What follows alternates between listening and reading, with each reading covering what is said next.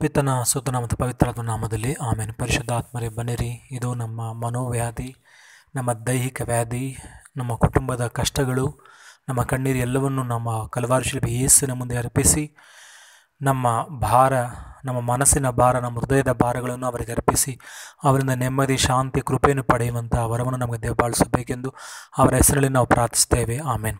ಆತ್ಮೀಯ ಸಹೋದರ ಸಹೋದರರಿಂದಿನ ದೈವವಾಕ್ಯದ ವಿಧಿಯಲ್ಲಿ ಪ್ರಭು ನಮಗೆ ಬೇಕಾದಂಥ ಮನಃಶಾಂತಿ, ನೆಮ್ಮದಿ, ಕೃಪೆಯನ್ನು, ದಯೆಯನ್ನು, ಸಾಂತ್ವನವನ್ನು ತರುವ ದೇವರು ಎಂದು ಹೇಳುತ್ತಾರೆ.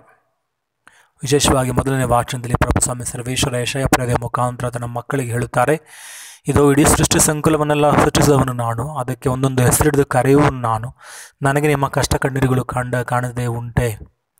ಇದು ಯುವಕ ಯುವತಿಯರು ಅವರು ಬಲವಳಿದು ಬಸವಳಿದು ಬೀಳಬಹುದು, ಆದರೆ ಸರ್ವೇಶ್ವರನ ಮೇಲೆ ನಂಬಿಕೆ ಉಂಡ ಪ್ರತಿಯೊಬ್ಬರೂ ಸಹ ಶಕ್ತಿಪೂರಿತವಾಗಿ ಚೈತನ್ಯಭರಿತವಾಗಿರುವರು. ಅವರು ಹದ್ದುಗಳಂತೆ ಹಾರುವರು, ಅವರೆಂದಿಗೂ ಬಸವಳಿಯುವುದಿಲ್ಲ ಎಂದು ಹೇಳುತ್ತಾರೆ.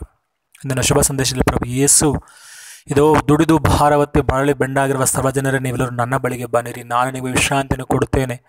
ನನ್ನ ನೊಗವನ್ನು ನಿಮ್ಮ ಮೇಲೆ ಹೊತ್ತುಕೊಂಡು ನನ್ನಿಂದ ಕಲಿತುಕೊಳ್ಳಿರಿ, ನಾನು ಶಾಂತ ಹೃದಯನು ದೀನ ಹೃದಯನೂ ಆಗಿದ್ದೇನೆ ಎಂದು ಹೇಳುತ್ತಾರೆ.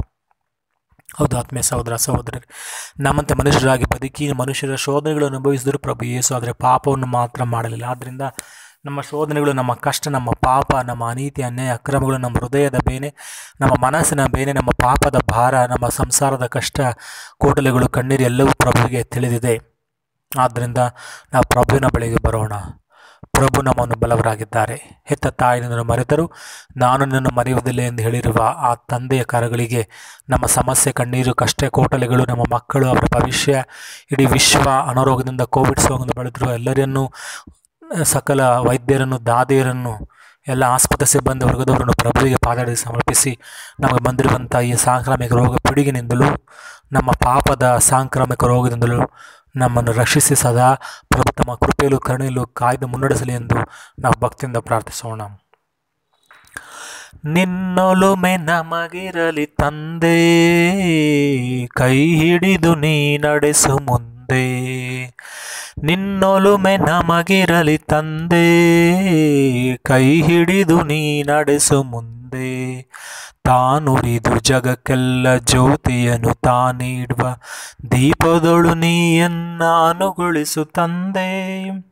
ಕಾನನದ ಸುಮವೊಂದು ಸೌರಭವ ತಾಸೂಸಿ ಸಫಲತೆಯ ಪಡೆಯುವಂತೆ ಮಾಡೆನ್ನ ತಂದೆ. ಸಿರಿಯ ಸಂಪದ ಬೇಡ, ಯಾವ ವೈಭವ ಬೇಡ, ಸಿರಿಯ ಸಂಪದ ಬೇಡ, ಯಾವ ವೈಭವ ಬೇಡ, ನಿನ್ನ ಕರುಣೆಯು ಒಂದೇ ಸಾಕೆ ಮಗೆ ತಂದೆ. ನಿನ್ನೊಲುಮೆ ನಮಗಿರಲಿ ತಂದೆ, ಕೈ ಹಿಡಿದು ನೀ ನಡೆಸು ಮುಂದೆ. ಹೌದು ಪ್ರಭುವೇ, ನಿಮ್ಮ ಕರುಣೆಯೇ ನಮ್ಮ ಉಸಿರು, ನಿಮ್ಮ ಕರುಣೆಯೇ ನಮ್ಮ ಬದುಕು, ನಿಮ್ಮ ಕರುಣೆಯೇ ನಮ್ಮ ಜೀವವಾಗಿದೆ. ಆದ್ದರಿಂದ ನಾವು ಸದಾ ನಮ್ಮ ಕಣ್ಣೀರು, ಕಷ್ಟಲೆ, ಕೋಟಲೆ, ನಮ್ಮ ಹೃದಯದ ಭಾರಗಳಲ್ಲಿ ನೀವು ಸೌಖ್ಯದಾಯಕ ಯೇಸುವಾಗಿದ್ದೀರಿ.